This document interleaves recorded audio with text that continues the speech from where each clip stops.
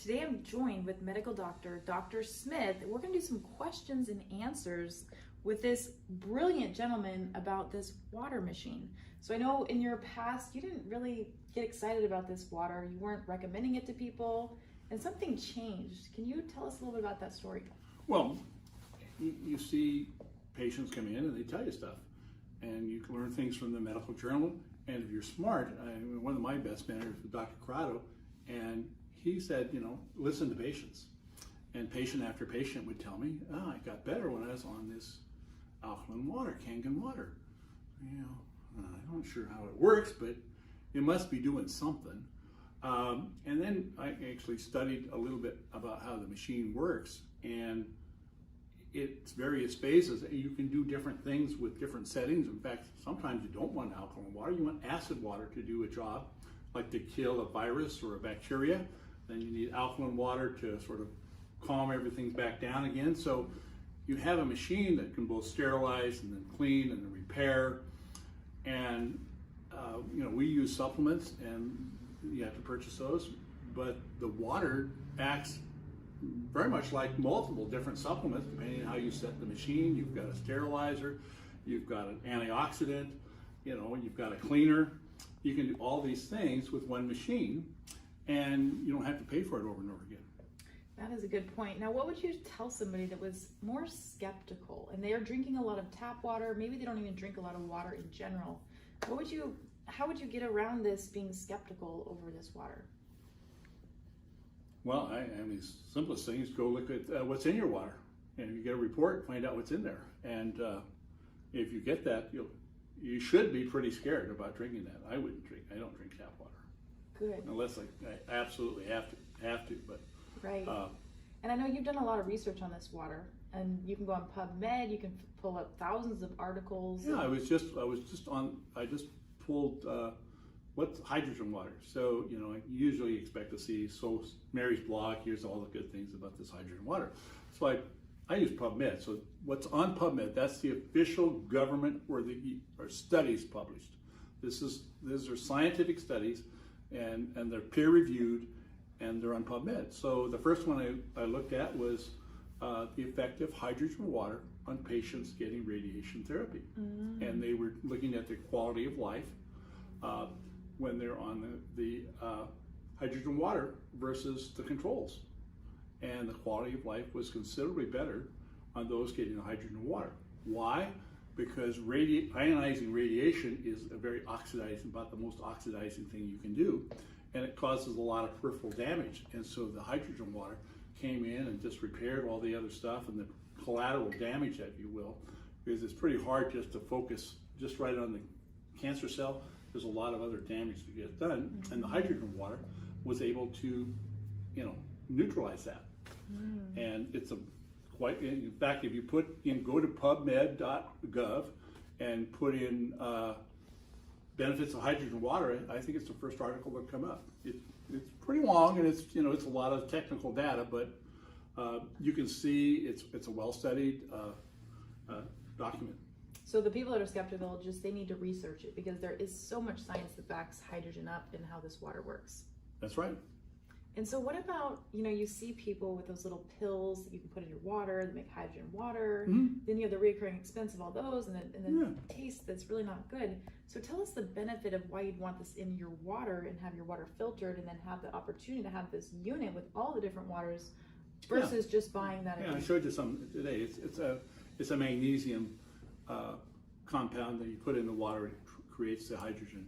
You have to put it in there, seal it, and sort of let it bubble up, and then you've got hydrogen water. The one I have doesn't taste that bad, but I have tasted other companies. This has sort of been coming of age in the last few years. You go to a conference, and all these vendors, and they sell these, hydrogen water, just like you'd get, a nutritional thing, a drink. And so I got some, and I opened one bottle of it. I couldn't finish even one bottle of it. It was so horrible. So it doesn't have to be horrible, but it doesn't taste anything like the water you're getting out of one of these machines. But it's just due to the concentration of the water and how much they have to put into it, and how they keep it. I mean, hydrogen water doesn't keep very well. once you open it, it starts oxidizing because that's what it works as an antioxidant, so it's doing its job, so it dissipates pretty quickly. So the best way to do it is generate it on the spot. Awesome, good. And now talk about this antioxidant versus the food-based antioxidants and the differences. Well, they're food-based you need lots of different kinds of antioxidants. We know that if you give just one antioxidant, there have been several studies on lung cancer, like vitamin A or beta carotene. You just gave high doses of that one, actually increased the cancer rate. So the way this works is you have a hot electron and then you hand it down like a staircase. So it generally loses its charge. But if you have a missing step, then all the electrons accumulate there, and that antioxidant becomes an oxidant. So you need different ones. So that's what the plants do, and that's why they're usually given in chains, different things, so you can move that electron down. But hydrogen is the universal donor because you're taking hydroxyl, which is our main, and a free radical, and turning it into water. And the beauty of that is it goes everywhere because it's a tiny little molecule. It can get in the brain. Some of our antioxidants don't get in the brain. We have to give precursors and we have to make them in the brain, sort of mix them up there. But hydrogen goes everywhere. And so one of the other articles was on brain trauma, post-traumatic stress and concussions. Hydrogen gets in there and does a job. Wow, that's awesome. One of the funniest things ever is when people start drinking this water, because the hydrogen finds a free radical and turns it into water, your body excretes the water out. And so the more toxic you are at the beginning, the more you're going to the restroom. And I tell people the solution to pollution is dilution. You got to get it in to get it out. And so if you do drink this water and you start experiencing that you need to go to the bathroom rapidly, it's all those free radicals getting out of your systems. Your body's cleaner and it's more detoxed. Yeah, toxins get trapped. They get trapped in cells that can't get out, and because there's charges around them. There's a whole syndrome called CRPS where people have a sprain on their ankle and they have excruciating 9-level pain and it doesn't go away. It's because those toxins are trapped. So one of the things that you may experience when you start using this water, you don't want to start using it full bore because we have what's called a Herxheimer reaction, and that's when you've got this body full of toxins and you want to get rid of them, and you take all this stuff and you start getting rid of them, but they sort of hit you on the way out, so you feel like you got the flu. It's totally preventable just by going slow.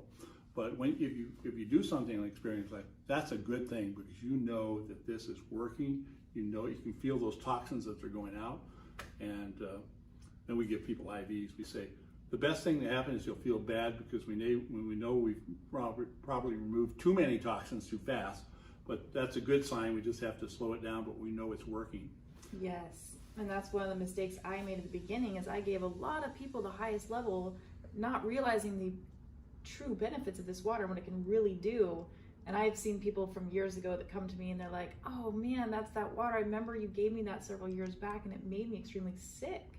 Or they got a headache, or they had to rush to the bathroom. I know we can store, how many pounds of fecal matter can we store in our colon?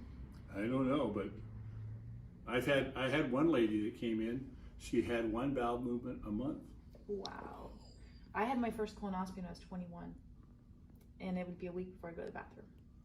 Oh, wow. And then when I did, I'd have blood in my stools, and I was put on stool softeners. And when I got the water machine, I was like, wow, what a relief this is to my body. Oh, yeah. And I know just from learning from all the doctors throughout the years, Dr. Shinya, who developed the polypectamine and co-invented the colonoscopy, he has a book called The Enzyme Factor. And he talks about if you're not going to the bathroom once or twice a day, you have yeast, bacteria, funguses that are feeding on that fecal matter. And then there's a waste from their body that leaves its waste inside of our body that leads to disease of all types. Oh, sure. Yeah. And can you speak on that at it's all? It's just like a little brewery down there. Right. So Yeah. what are some of these symptoms that people get from not having proper digestion? Well, bloating probably is the one, and fatigue, especially after eating, gas, and constipation. The colon requires butyrate to run, and if they don't have enough of that, they get low on energy. But the big one comes actually not in the colon, but in the small bowel. where it gets leaking, and then they get autoimmune disease because the membranes break down and the food and bacteria and whatever particles get into the blood. And then if you have tissue that looks similar to those, the body will attack that. Like Yersinia, for example, that was the bug that caused the plague. In Europe, we have a form of it in our gut. And the number one cause of thyroiditis is leaky gut. They see the Yersinia, and the thyroid looks like the Yersinia, so you get that. So if you treat the Yersinia allergy, the thyroiditis goes away. And then same thing for a rheumatoid, Proteus and Klebsiella. Those bugs are associated with rheumatoid arthritis, all coming from a leaky gut. So if you can stop the leaky gut and keep the bacteria where they belong, you're going to solve a lot of the problems rather than having to give drugs that cost $3,000 and knock out part of your immune system to get rid of the autoimmune problem. Let's talk about acid reflux. I know I've seen so many people out the years, and there is one clinical study on PubMed that talks about alkaline water being a huge benefit to people that have acid reflux. Many years ago, I remember I had a lady that used to go to Costco and she'd buy a huge Tums container, and she would go through that once a week, the huge container. And she would actually make the remark that before this water, she would remember burping up fecal matter. It would get that bad. After being a month on the water, she lost tremendous amounts of weight, mostly due to all the waste that was being eliminated. But talk about these acid reflux drugs and what they're doing to people. Well, if you read the fine print, most of them have a warning not to be on them for more than about a month. I was impressed. There's free seminars they send it, you can go to, and so they were talking about these H2 blockers, but we're talking about to control the acid. They basically destroy the pump. So I asked the question, how long should people be on these proton pump inhibitors, given that the FDA says you should only be on them for about a month? Oh, forever. No wonder they were free. And every subject in there had a drug associated with it that you would take forever, which is the way Big Pharma makes their money, is keeping people chronically ill and covering up the symptoms. So that acid is necessary to absorb B12. So you're on those drugs for a long time, Alzheimer's. Really? Because that's B12. Well, and not just necessarily directly B12, but there's an association between those drugs and increased risk of Alzheimer's and some other diseases as well. Wow. So, we're supposed to make acid. So blocking the acid is blocking the absorption of B12. It's blocking the breakdown of proteins. Okay, most people don't make enough acid, which seems like, well, that doesn't make sense. Why would I have? Well, why do we eat salad? Well, bitters, it causes the secretion of stomach acid.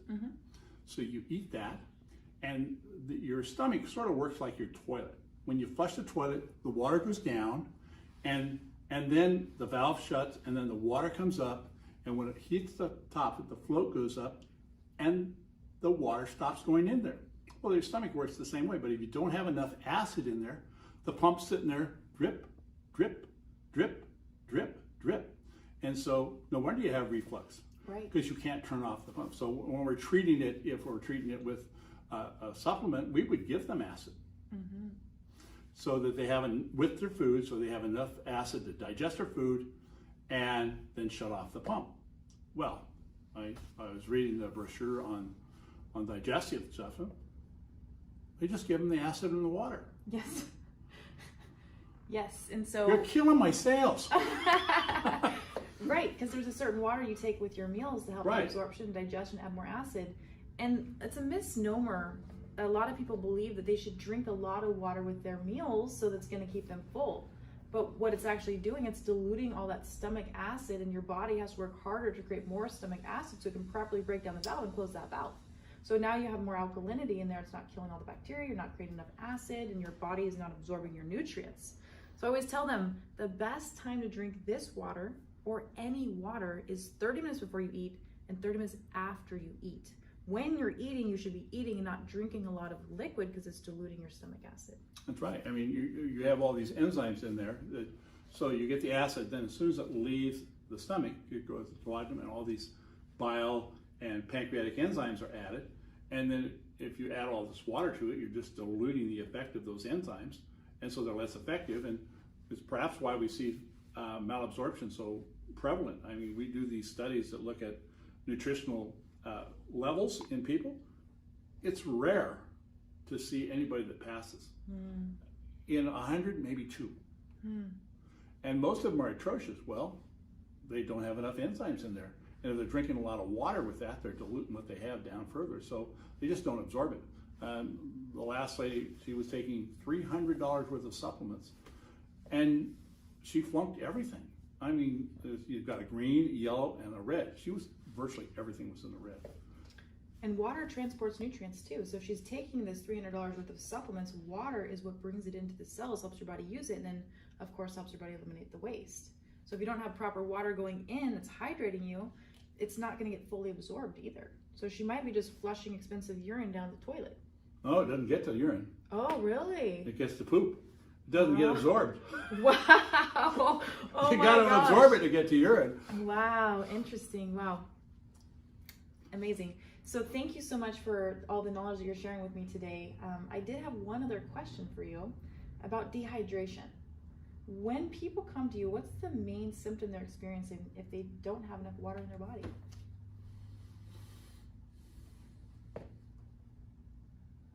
Yeah, I'm thinking about that. Most people don't have enough water in their body. You know, the one easy way to tell if you have enough water is look at your urine. If you got dark, heavy urine, you're dehydrated. And thirst is not always the greatest indicator because it sort of lags a little bit.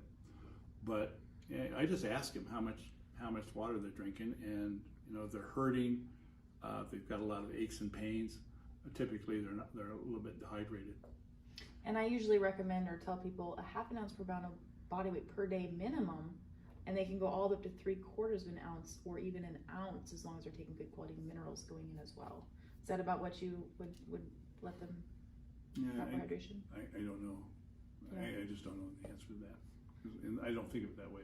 Well, I know the Mayo Clinic did some studies, and they said the minimum requirement for water every day is a half an ounce per pound of body weight a day. So if you weighed 128 pounds, that would be half a gallon of water a day. Well, that's about right, yeah. Yeah. Well, awesome. Thank you so much for the information that you shared with the audience today. And you can find you on your YouTube channel. We let the audience know what that channel is. It's Agape Nutrition. Awesome. Cool. Well, thank you. If you have any questions, feel free to reach out to us, and we'll see you in the next video.